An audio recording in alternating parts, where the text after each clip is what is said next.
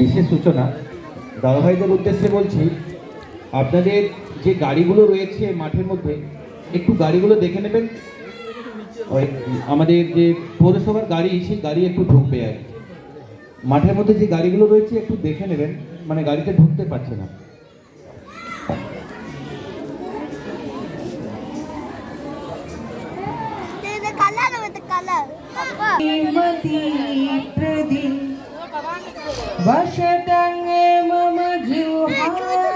মঞ্চে পিতার অধিষ্ঠাত্রী দেবী মা সরস্বতী, ব্রহ্মস্বরূপ ওঙ্কার, ভারত মাতা, আর আজকে বিশেষ যার জন্মদিন কবিগুরু রবীন্দ্রনাথ ঠাকুর, ডাক্তারজি, গুরুজি,